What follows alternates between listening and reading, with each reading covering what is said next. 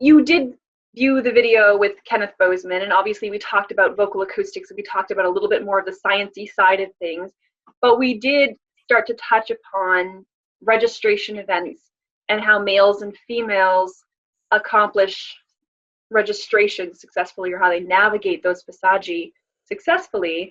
And so you came to mind, and I thought, well, you would be a great resource for us, because the last set of videos that I posted with you received such a tremendously positive response.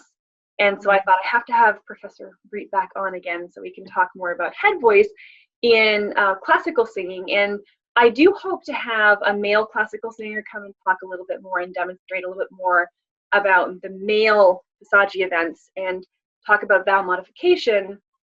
And then what I'm also going to do is, for those of my viewers of mine who don't sing classical music, I'm also hoping to have male and female teachers come on and talk a little bit more too about non-classical styles of singing and how we navigate the passaggi in different styles and create different sounds and effects. But for now, we're going to start with the female upper passaggio. I mean, even the middle range itself, I mean, there are definitely adjustments that happen in the middle range. I know that in that first interview with you, we did talk a little bit about some of the things that we need to do, practically speaking, to make sure that we're getting into a good head voice sound. And so I wanted to kind of just continue a little bit more with that and talk about some of the practical things that we can do with our vowels, because I know in that video with Ken Bozeman, he talked about how he really encourages more of a passive modification of the vowel, in which there's an acoustical turning over and a changing registration event. So the vowel itself is not, it doesn't stay the same per se as speech in terms of quality, but we don't distort the vowel. We don't sing a completely different vowel in an attempt to try to navigate those higher pitches. So yeah, I just wanted to see if you could weigh in on that a little bit. Let me know like what you do in your singing, practically speaking, and how you instruct your female students to manage the passaggio, specifically with vowels. How do you treat vowels? All right, it's very, I'm just going to give a small example. I think I say to my students, you've got to imagine we are sound magicians. We have to sing, in classical singing, we have to create the illusion of sound. And this is where bel canto comes from, this beautiful singing. I'm sure a lot of people have heard about the one pearl after the other, trying to make everything sound similar and beautiful. That's what we strive for in the so-called mid-European classical bel canto style of singing. And to achieve this, of course, there are going to be minuscule changes the whole time in our singing apparatus. But the whole art is to be able to be like a musician. Musicians' hands are faster than our eyes, so we don't necessarily see what they're doing, we just see the result. And this is what we as classical singers strive to do. We try to sing one note to the other, one interval to the other, and with building a phrase that sounds for the listener as if it is really the same, as if the voice hasn't changed, the person that's singing, their timbre hasn't changed. So in other words, we try to make these minuscule changes that do take place because, as we know, sound is energy, and the higher you go, we're going to need to change, we're going to make slight adjustments. I'm going to talk about that now. But we have to be so careful in how we make these adjustments that they are not audible. So in other words, that's where the magic and where our raffinement has to be, where we have to be so refined in our transitions from vowel to vowel and from note to note within the scale. So how do we achieve this? Obviously, the vowel does not stay the same 100%. It's going to change. When I was watching my soprano colleague today while she was singing Isolde, and there's some extreme high passages where she has to go up to a high C, and one notices the higher she goes, the more she opens her mouth. Now, I think that you need more energy when you're singing higher, and we also know through experience, through the experience that's been passed down to us from previous generations, that this is something that tends to happen. The higher we go, the more space we need. These small adjustments that take place are adjustments in the shape of our pharynxes and with our tongues. The problem is when we make too sudden and too big adjustments, and this causes a vowel, sort of a blip in the sound. As I always say, it's like if you're listening to a radio and suddenly it goes off of the station. We want him to stay 100% in the station. Now, the biggest thing is when we're starting to sing, I'm going to start out from a mezzo-soprano point of view, because I am a mezzo-soprano, and we start, say, on what's the A4?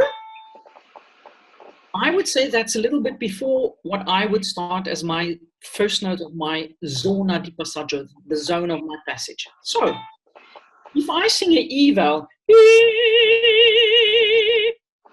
first of all, I'm aiming for a sound that's going to be free and E. Now that I know it's easier said than done. Golden rule number one, I'm going to repeat things that people know already, but it is as I stated in my class. And when things tend to go wrong, golden rule number one is one that people tend to forget. When you breathe, use the way you breathe, and you've described this brilliantly in some of your videos, even more eloquently than I could even try to. The manner in which you breathe, use it as a setup to open up, relax your throat. Sometimes people don't quite understand what that means. Sometimes I say to students, well, place your hand here on where your larynx is, and then swallow. You know how the larynx actually moves up, how the constrictor muscles tense around it, and then at the end of the swallow, breathe in. And when you breathe in, you feel how everything sort of just like relaxes and opens. That, to me, is then what the open throat feeling would be. Because basically, as human beings, as I always say too, we've been made to swallow. We're swallowing machines because we need to swallow our food to be able to exist. We don't regurgitate. So we don't actually, as we know physiologically, also have muscles that actually open our throat. We have constrictor muscles. But the thing is, we need to let go of those. Golden rule number one, the way you breathe is the way you're going to sing, because that's going to open up your resonating chambers, your pharynx, nasopharynx, and also it will make the larynx go down into what I call its singing position. Now, very important, a lot of people in classical music tend to, because they love to manipulate the sound, go all dark, especially darker voices like mezzo-sopranos, this concept of I have to sound very dark in my own ears. Please don't. It's really a cul-de-sac. So in other words, we need to open up and make sure our resonators are really open and free. Don't depress, push down the larynx. That's not really, just feel at the end of a swallow, just when you let everything go and you breathe in simultaneously, that's going to give you the feeling, and it's going to put the larynx in the place where it needs to be. And right at the end of that, that's where you start singing. And all you need to do is then shape your tongue in the position of the vowel you're wanting to sing. Right, now that's quite easy in our middle voice, because we tend to, or I believe, we tend to sing the vowels the way we speak them in our middle register. To stay purer and keep the integrity of the vowel, I think, is very important, especially in the middle voice. Now, if I needed to start going up to a B flat, that would be B flat 4, number 4, I would start slowly but surely start allowing the natural feeling of the vowel. I would feel the locality of where it buzzes, the sensation of where it buzzes, and try and follow that. The old saying where the old teachers of the past used to say, put it in the mask, keep it in front. I asked myself, what were they trying to tell us? Now we know today that we can't place the voice anywhere. The sound waves come up out of your mouth, they're linear, that's the way. But we feel the pressure on the inside and we can feel the locality of the vibration. The higher we go, we're going to feel them more in this region. The lower we sing, we're going to feel them more here. It's something that you can feel. Don't try and push your voice there, because if you're going to start to try and push it there, we're going to become very nasal, we're going to get other problems. So, okay, here we go. I believe closed vowels, E and A, stay pretty much closed. This is a rule of thumb law, I'm just giving very practical, down-to-earth, practical things. Advice. It's advice that I have found over the years works. It's going to be different in other people's voices, but it's a rule of thumb. So try it out, but it tends to be true. So for me, my passaggio, I can sing closed vowels from B flat to F sharp. So here goes. This is on an E vowel. And I'm going to try and keep feeling the buzz of the locality here. I'm going to try and not change any shape of my throat. I'm going to keep the tongue. The only adjustment that I'm going to make, that I cognitively I'm going to try to make, is give enough air support. This doesn't mean pushing the air from the bottom. This means the control is as if you're taking a tube of toothpaste, and you're squeezing it with your hand. You're squeezing it to see how long you can get the toothpaste out without it flopping over. So in other words, it's quite a controlled amount of air. So here we go, on the E vowel, starting at B flat.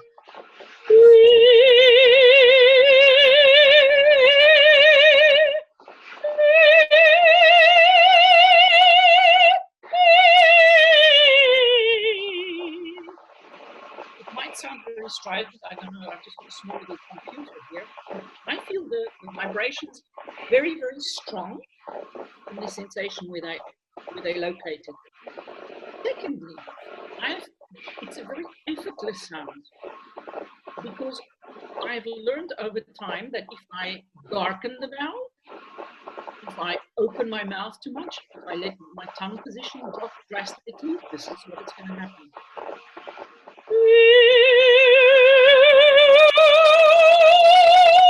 It's going to sort of go to a type of sound. It doesn't sound like an E anymore. It does. First of all, it doesn't sound like an E. Secondly, I feel a tremendous amount of pressure in the back of my throat, and I literally feel as if, as Pavarotti once said, I feel a strangle coming on. It's really as if I'm feeling strangled. Whereas if I do,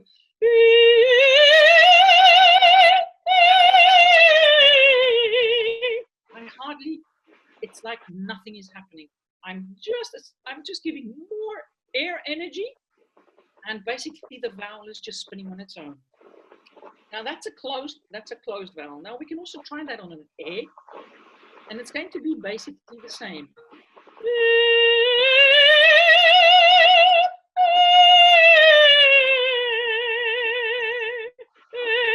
If I open my mouth and I change, or in between make a big change.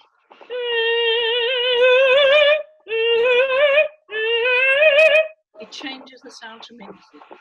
Coming back to the idea, you've got to be a sound magician. You've got to, with your ears and your inner sensation, try and create the magic of a seamless sound.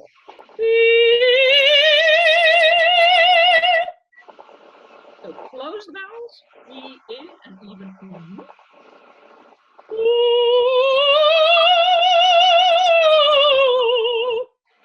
For me, basically, don't move.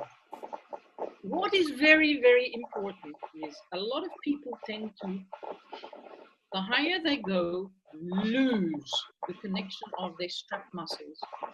Now, this is very, very important. When we're going higher, the muscles that hold our larynx in place, in its singing place, the slight lower place when we breathe, the larynx, of course, is going to move a little bit. It's not rigid, but it needs to stay in this, what I call anchored position. And I've got the piece of string here. And the higher we go, we're going to need a healthy antagonistic tension in the pharynx, larynx, nasopharynx, the walls of our pharynx, and also to where now our larynx is.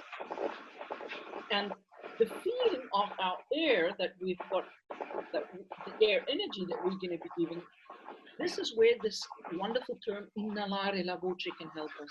Instead of pushing the air out, if we think we're actually inhaling it, it sort of tends to help this feeling. I feel also keeping the tract muscles really active so that they're keeping the larynx nice and stable so that it can work more for the higher pitches. You are going to feel more physical effort, healthy effort, when you start singing higher. Believe me, you can't sing a high C and go up higher over your passaggio without feeling a certain amount of healthy athletic activity. And this is where I think a lot of amateurs make the mistake. They let go. Once we start, we get out of our easy little voice.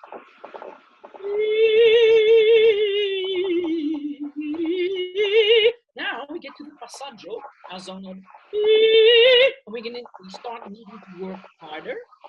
And then a lot of amateurs tend to let go here, and they tighten up because they've lost. They tighten up, they close up here because they don't trust keeping this, and they don't trust the air energy that we need. We need a tonus in our throat muscles. Like if you take your hand and you just bend it slightly and you feel here, it's very soft. And if we do this, we can feel more tonus. Now, when you breathe in actively, golden rule number 1, breathe in properly. I believe, and there are also scientific facts that prove this, that there is more tenacity within the walls of the pharynx and larynx, which is very important for the sound waves. As we know, sound waves like harder surfaces so that they can vibrate and really sound off and really, really create their magic. Something that's just fallen in and soft is not going to reflect the sound waves the way we need it to. So, what happens in the passaggio with your open vowels, your ah and your o? Now, they tend to, rule of thumb again, once again, this is a generalization, I know, might not work for everybody, but that's why we call it rule of thumb. And through experience, things to work. So, once again, starting at B flat again, this magical note. Instead, now if I had to keep the R vowel totally open and not change it at all, chase the vowel as it were. In other words, the tendency might be that my larynx might go up, it might sound like follow. It becomes a very sort of shallow type of sound. Now, for classical singing, that's not the type of sound we are after, because we can actually hear that we've lost our magic, because the top note has a shouty quality to it, and there's not really got that chiaroscuro, that dark, warm sound mixture on B flat. So what happens? The R vowel, which is an open vowel, tends to become more slender. As I say, from an R that looks like that, to an R that's like this. This is the way it will be. And we're going to try and create a sound at the top and match it with a B flat there. Let your inner ear do the work. Let your inner ear do the work. Try and listen and feel also when you sing, try and feel that the sound stays pretty much in the same buzz. You can use consonants like a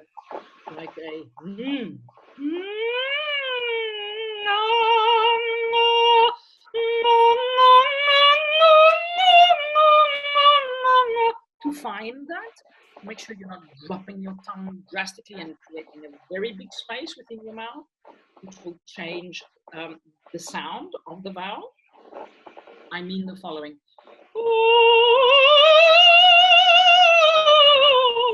You can hear how the sound is almost doing this to the body. If I use my hands to try to explain how I feel it on the inside instead of that type of white quality in the sound.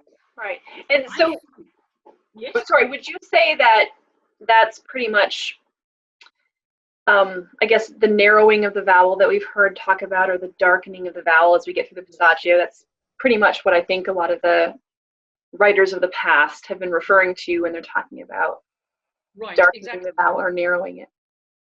Now, there are two ways of thinking about this. You can either think of it passively, in the sense of that you're not trying to manipulate anything here. As you see, I haven't really yanked anything open. I don't feel that my tongue position has drastically changed within my mouth. The only thing I feel is my breath energy is more, and I can feel the locality of the buzz. And as I say, if you can't feel the locality of the buzz, try and find it over the NG. There's a wonderful way of trying to find, because you can feel, we can all sort of feel this mask and that's why in the old days people used to say, put your voice there. Now we know we can't put it there, but that's what they were after, because they knew they could hear in the sound. So, all right, so the same thing is going to happen with the O, but if I change the R on the way up too much, it can either fall back, become very dark, or if I pull up my tongue too much, all these things, manipulate them, are going to change the sound. In other words, less is more. Do less, let the breath energy work, and I feel the vowel is going to turn, or the acoustics is going to follow its scientific path on its own. So when you talk about, excuse me, when you talk about breath energy, it might be good if you could explain a little bit of what you mean, because I know that the way that Richard Miller defines it is really not about increasing your efforts here so much as it is actually, he refers to breath energy as more of the resistance to the breath at the glottal level than actually squeezing more air out and forcing with more pressure here. I don't know if you could talk a little bit about that. Sure. This is where I find this concept of inhalare la voce wonderful, because if you think of it, if you imagine, or this is the way I think of it, if you imagine this being your vocal cords and you actually inhaling here, it's sort of like sucking them together. So if you think the higher you're singing, the more that you're inhalating, the better glottal closure you're going to be getting, and the better the closed quotient is going to be of your vocal cords, and the clearer the vibration is going to be. And you're going to need a laser-like amount of air from the bottom to really open the vocal cords, and not a mass. It's like standing with a garden hose pipe, and I've got the faucet open, and I'm busy watering the little delicate flowers here in front. There's a certain amount of water coming out, not a tremendous amount of stream, but I see the tree about 5 feet away needing water, but I'm too lazy to walk back to the faucet to give more water flow. So I squeeze here, and lo and behold, as we know, the particles, because it's the same amount of water that's coming through, but the opening is smaller, they're going to have to work faster to get through, because there's the same flow here. So they're going to suddenly get more energy and sort of go further. So in other words, that's one of the big things that people should not do, as I said, is but push the amount of air from the bottom. You can imagine, just our bodies are wonderful things, and our mind is the best computer. Sometimes just thinking about it, the mind will regulate all these biological processes by itself. If you think this inhalare,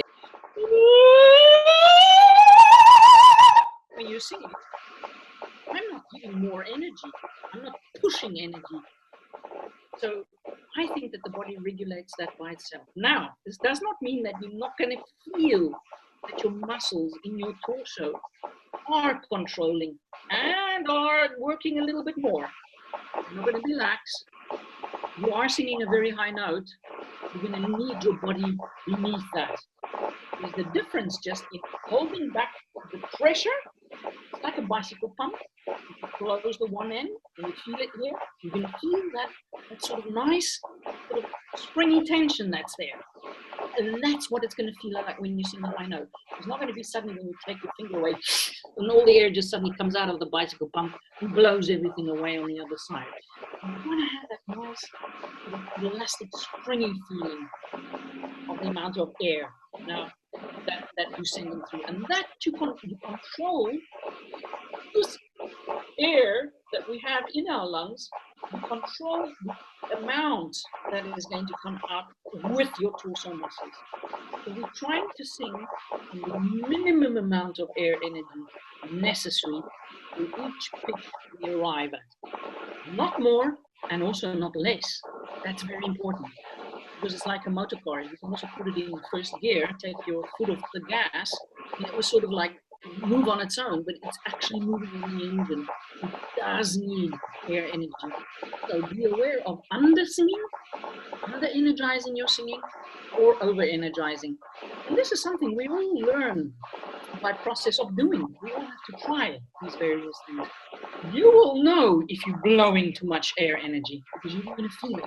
Your phrases are going to be short. You're not going to have the amount of breath energy that you need to sing a long, loud, high phrase, because you've just shot. That's the bicycle pump that's just gone. Whew. We want to be able to dose it by being able to move that thumb over the opening of the bicycle pump by giving a little bit more and a little bit less, depending on the musical phrase we sing. That's what I mean with the air energy. Okay.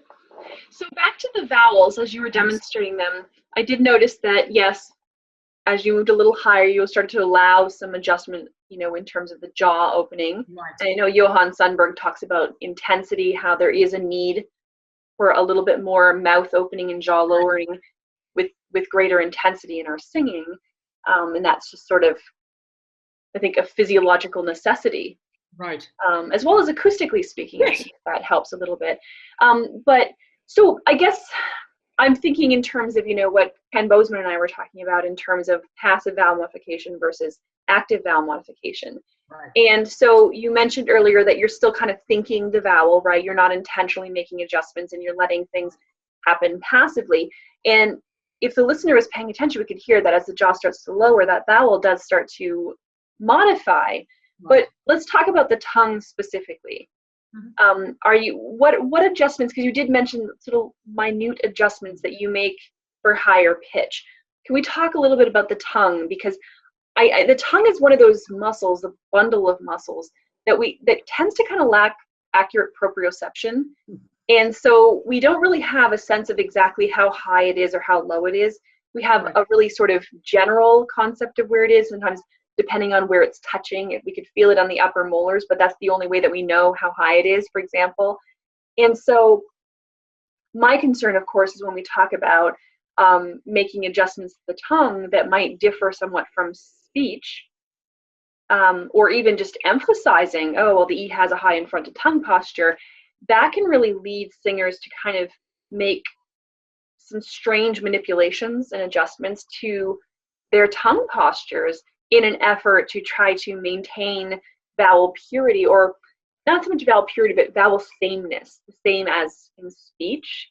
And so if you can talk about sort of tongue behavior, and do we just leave the tongue well enough alone, or do we manipulate it?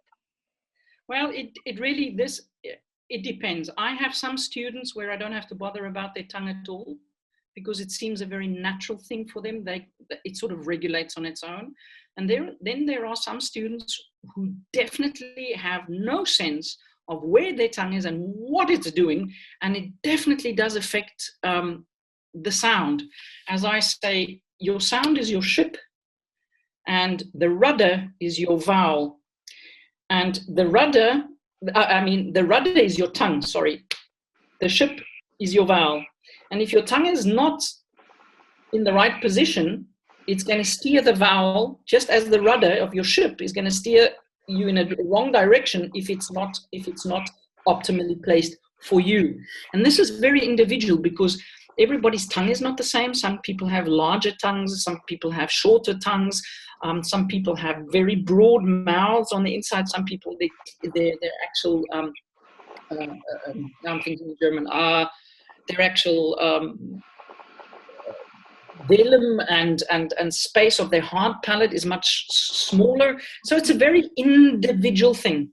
I feel, as I say, I think this come si canta, come si parla basically is something that very applicable in your middle register, where it's closer to where we speak in a way, and you can stay pure there. I think we can stay quite pure through the passaggio if we keep to this rule of thumb that closed vowels will stay closed, open vowels, if we don't fool around with them too much, if we don't suddenly think, oh, from a B flat to an F, oh wow, that's a fifth, that's a jump.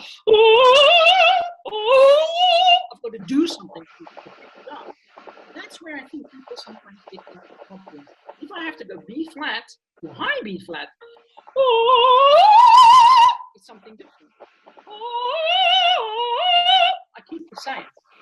Obviously, singing the octave higher, I'm going to have to make an adjustment. It's physiologically, to sing classical music, it's something that we know over centuries basically just happens.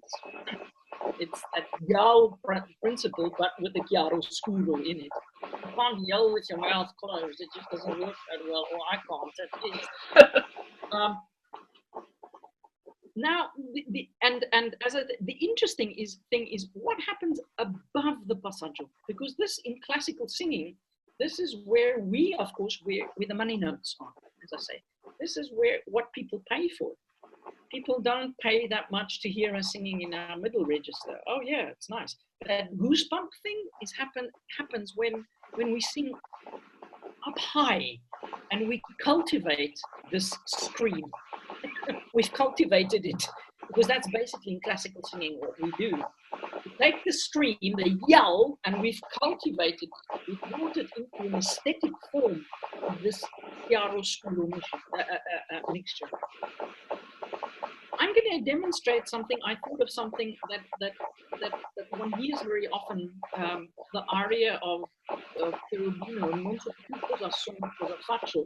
And there's one place where all mezzo-sopranos, once we hit the top G, that would be G5, where a lot of, you can hear how people do an active vowel manipulation when they do the following. They start,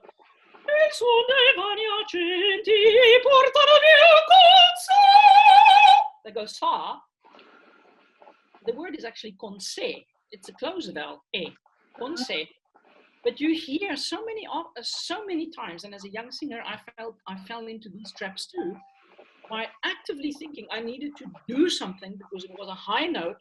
So I gave a lot of space in the back of my throat, thinking, oh, high notes need extra special space. So I used to try and think that I had space in the back of my throat. And what happened is it just distorts the vowel.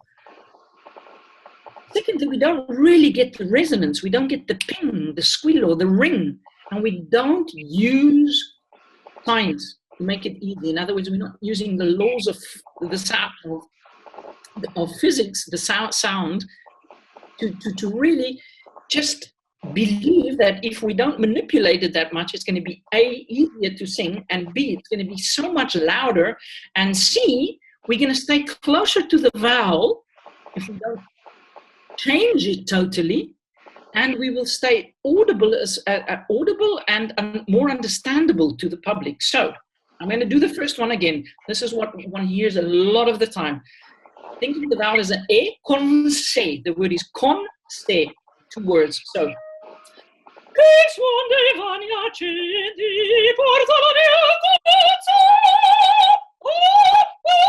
giving this quite no ears. It sounds wow, great, far, round, woo, big. It's a way you can sing it. that in my language active vowel manipulation. Because I've gone away from the vowel, the integrity of the air. My tongue is singing something or another, and I've tried to give more space. I've tried to artificially open up something which is distorting the sound. It's doing that to the sound. It's like trying to speak with a yawn. You are not going to be very understandable and clear. It does that to it. But that's a trap a lot of people fall into when they go over the passaggio, because they think they need space and they need to, something needs to happen. Now let's try. I'm going to try. I don't know if this is going to work. I'm going to try and not change anything drastically in my throat. My jaw will open naturally to the requirement I physiologically feel it needs. I'm going to give the air energy I feel, and I'm going to try to remain speaking an air vowel as much as I possibly can with my tongue. Let's see if it does make a difference.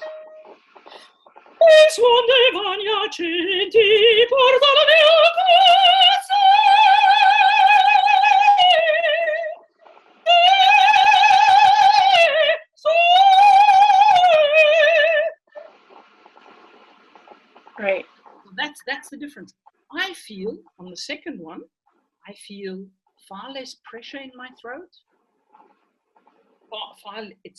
It doesn't have that amount of effort, and I feel the sound literally as if the sound is doing as if it just travels on its own. I don't have to think muscularly or bodily or air-wise and try and make a big note. It's being amplified on its own. In other words, the formants are working. Trust the science, as I always say to my students. Trust the science. If you get it and you really try and find the optimal position for the vowel for your mouth and your physiology, you will know it's right when it feels it. When you're getting the right formants for yourself. Of course, we know as females, the higher we sing, it's harder for us to hit the harmonics because they are further apart. But as I said, I'm not going to get nerdy on this. Try and stay very practical. So that's something, and of course now that's a G. That's for a mezzo-soprano. That's over our passaggio already. That's in the top part of our voice. Now, if I had to take an A from there and go up higher, of course it's going to change. Now we know scientifically that that all vowels right at the top of the female voice tend to sound similar. Now, how I've tried to explain this to some of my singers, and I came up with the following. Maybe it will help somebody. Because I think it's easier to think of not manipulating, in other words, changing your thought, thinking I need to sing a different vowel when I go up. Because if I think that, I'm changing something here. I'm changing something here. And that makes it do all sorts of weird things, because I'm physically changing something, because my mind says to my body parts, oh, you got to sing a different vowel, and then of course your tongue is going to want to move in a different position to say a different vowel. How about thinking of it in this manner? You know, when you go to a building market, you find these color charts where you have all the different colors of paint stacked up in their different colors. Usually it's like a color wheel, or it's on strips depending on the market, and it starts with the darkest shade of a color, and then it will go to the next darker and lighter and lighter and lighter and lighter and lighter. And if you had to dilute the darkest color and you keep that diluting that color, in the end we're going to end up with white, because white contains all the colors, right? So if you keep on, you know, adding white to red, it's going to be pink, and after if you add more white to your pink, it's going to become white. So I think of it as follows, to try and keep it very simple. You think of your vowel as staying the vowel. Your throat automatically at the back, if you breathe in correctly, it's going to have the shape of white, which is for me the vowel, the schwa, the neutral vowel. a vowel that sort of contains all vowels for me in a way, because it's the basis. It's the basis. As Professor Bowman showed fantastically, the tubal shape of our resonator, which it is the basic. If we don't bend it, that's our white. So yes, the if you look at a vowel wheel, the schwa is sort of the hub of the wheel. And from that it's really only a short excursion to all the other vowels. It really is that central neutral hub. Exactly. So, in other words, so we've got an A, or we've got an A, and in your mind and in the way you sing, try and, of course, you're not going to be able to sing the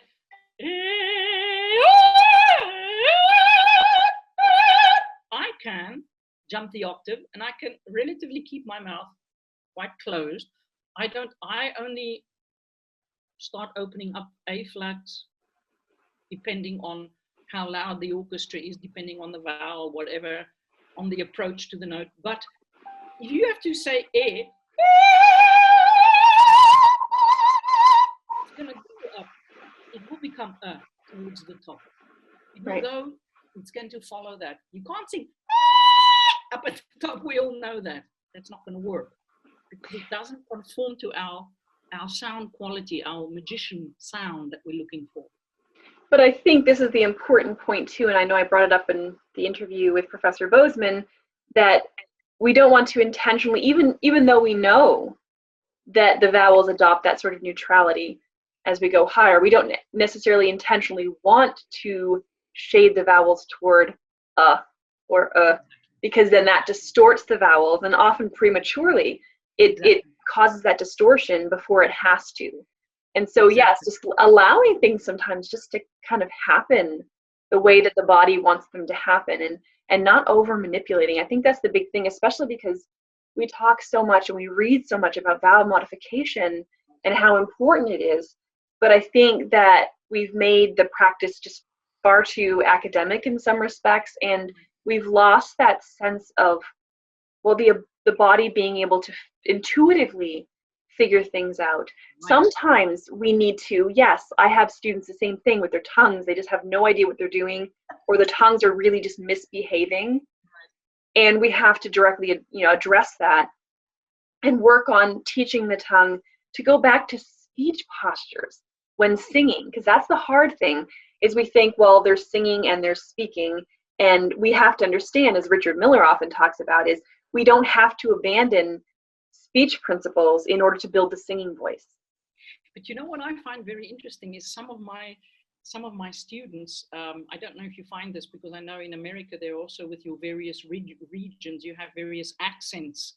In Germany it's the same, or some of my Spanish students, or my students from all over the world. I have one student, she speaks a certain German dialect, and her actual speech patterns have influenced her vowel singing patterns, because she's translated them one-to-one, and this gets her into quite a lot of trouble.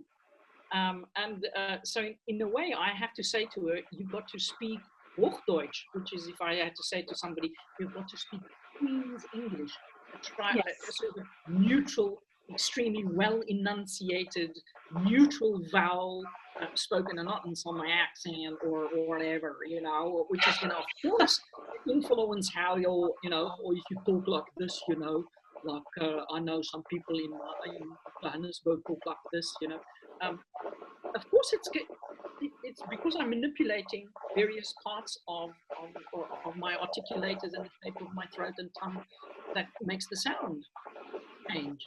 And this is what people have to realize. That's why I say, I think really, try and keep it in your middle range, where it's comfortable. Try and be as clear as you possibly can with your vowels. In the zona di passaggio, follow this sort of rule of thumb. Try, because a lot of people think that in the zona di passaggio, they need to change their vowels earlier and drastic. As I said with this, I have people that sing like, I've heard lots of colleagues do that. So much easier physiologically, I just feel the difference. Yeah, I feel it. And a lot of classically trained singers fall into this trap by over-darkening and manipulating in the passaggio too much already. And if you've done that there already, how the heck are you wanting to go higher? How the heck are you wanting to go higher? If I manipulate my E, where the heck am I going to go with that E? But if I allow, as I say, rule of thumb, the closed valve in the passaggio and feel, you will feel physiologically that it stays comfortable if you keep it closed.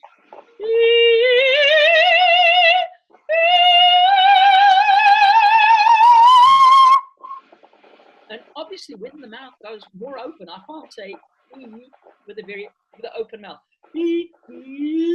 Is going to happen, but my tongue doesn't go ya or the ya or the ya.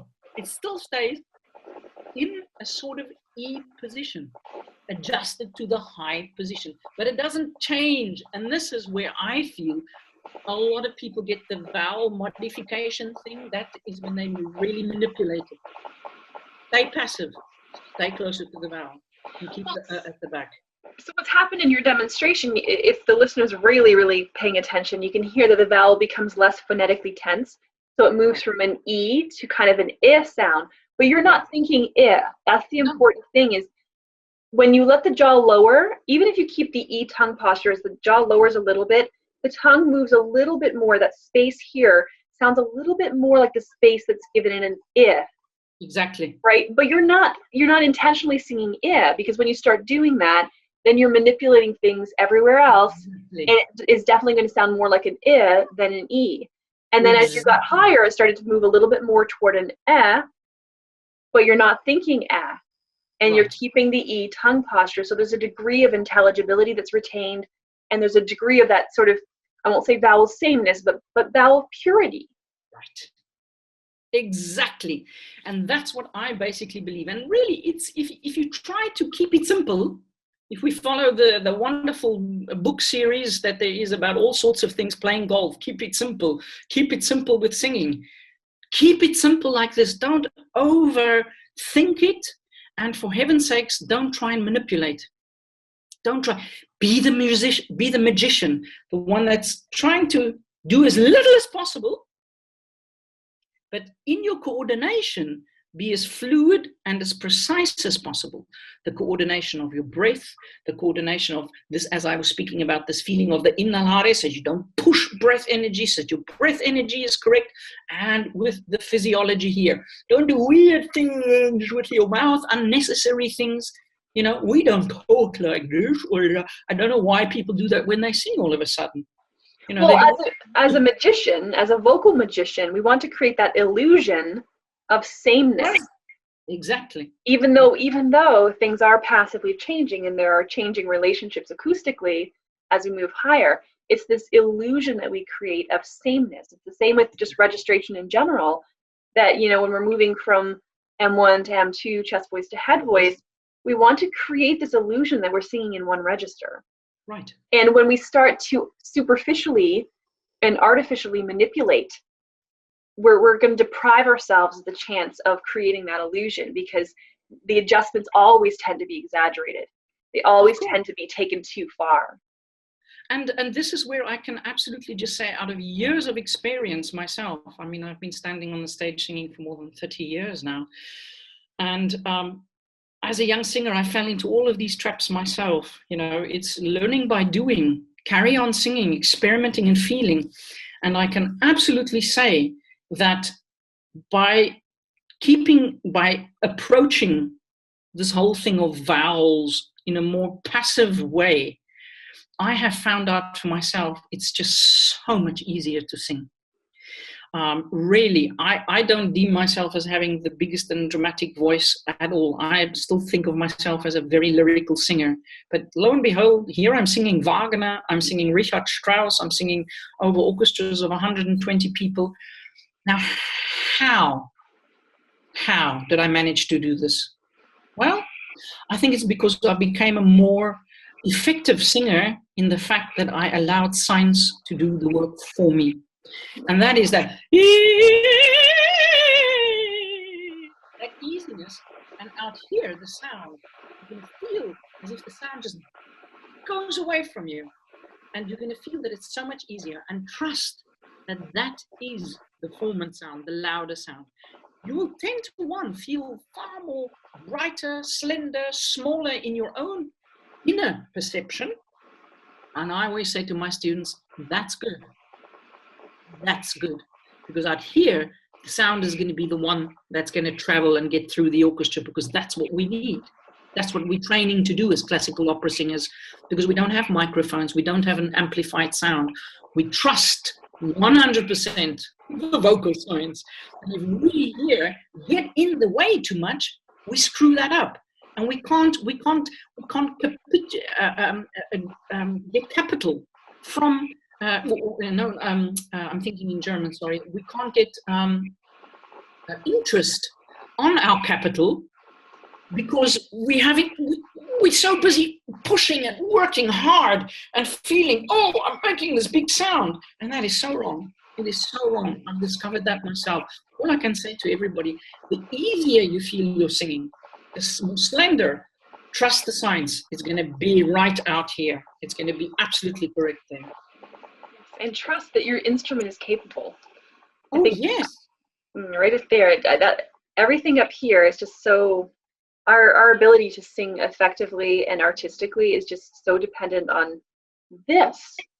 We always focus so much on this, but it's so much of what here, how we're thinking about singing, and whether or not we trust that our instruments are capable of doing what we want them to do.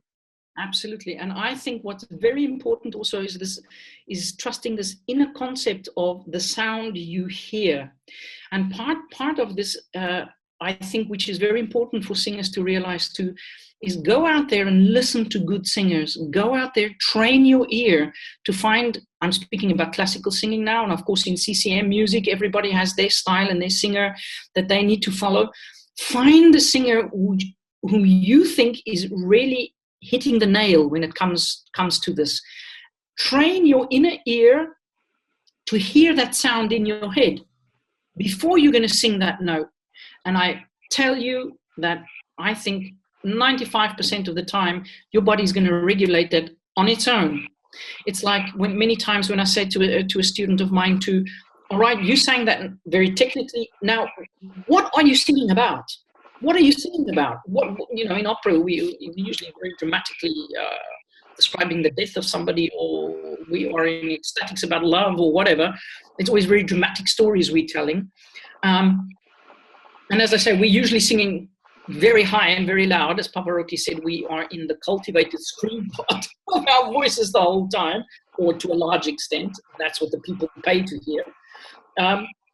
So if you feel it, the emotion, and hear the note, believe me, many times, any sort of manipulations you are wanting to think of and try to do with your body, you're going to get right if the emotion is going to be correct. It's going to sort itself out on its own. Yeah. Cornelius, sorry. I was going to say Cornelius Reed, when you were speaking of just sort of imagining how that sound should be and what you're aiming for, and it just reminds me of Cornelius Reed and how he talks a lot about getting that tonal concept in our mind so that we can do that pre-tuning of the instrument. So that, if we accurately identify the vowel and the pitch and the register and the intensity, we develop a good tonal concept of that, then the instrument will adjust accordingly. Oh, absolutely. And it's really important. We can't underestimate the power of, our mind and how we're thinking about what's going to come out of our mouths. Oh, absolutely. I'm a firm believer in this. And as I say, I think many times we get in the way of ourselves by thinking too much about things, and we try to manipulate too much. First of all, we know you can't directly really influence the vocal cords. You can maybe with the closure to a certain point, and also singing. That's about as far as it gets, I think, sort of roughly speaking, of any direct control that from here we can really do. All the other things, this is where singing takes place, is from here. Yes, and as I say, try and keep it simple. It's go out and experiment. Go out and experiment, but don't think that you have to do all sorts of acrobatics when you're going up high. Just cultivate the scream. Don't misunderstand what that means. Yes. Good. Oh, this has been wonderful again. Thank you so much for imparting your wisdom and sharing your experience and just talking a little bit about how you approach your passaggio and how you teach your students to do the same. So I really appreciate the time that you're taking out again as you're traveling and performing. And well, I'm one of your biggest fans, and it's a great pleasure for me. As I say, I do apologize to everybody if the sound is not very good. You've got to realize I'm sitting here with a small MacBook Air. So it doesn't have the very best of microphones, and I'm really belting out here really, high notes for an opera singer.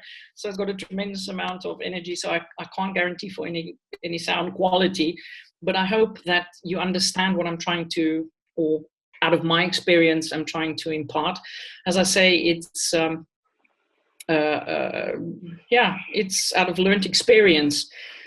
And I think a lot of people, and I think sopranos also make the mistake by also wanting to change drastically too much too soon when they're singing from G, A flat, A, B flat, B natural, C6 up there. I think that they must strive to try and keep a more passive approach to their vowels, and I think intelligibility will be far more than what we used to when sopranos have been doing this sort of really active manipulation of vowels because they think they need more space and all sorts of things up at the top, in the pharynx at the back, and this is where distortion does take place, and that's why one can say, oh yeah, we don't understand the opera singers. If we really start getting B natural keys, we do know that scientifically speaking, sound waves are just all vowels are gonna go more to the place. But as we just did, don't think of think of the vowel, and the human ear with the consonant that you're singing in front of it is amazing. The human brain is gonna interpret that as the right vowel. Right, there's the context, the lyrics determine, the listener as a result of the lyrical context is going to infer the vowel, the correct vowel. Yeah, but you're going to also stay closer to it, and the shade of that vowel, I believe, is going to shimmer through.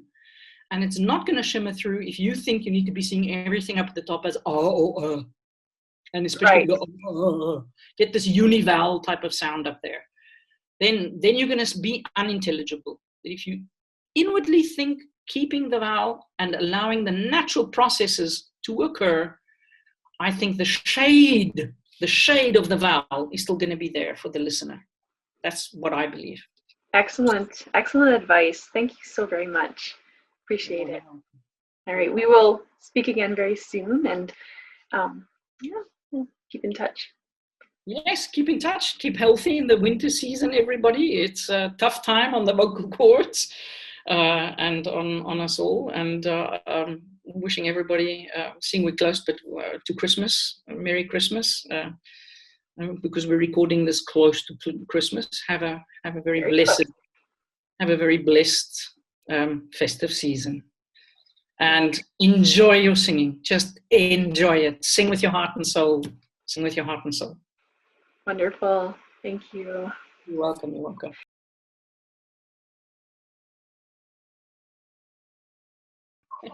Oh my gosh. Oh no. Oh no. What's she? So this is Harley. I know you.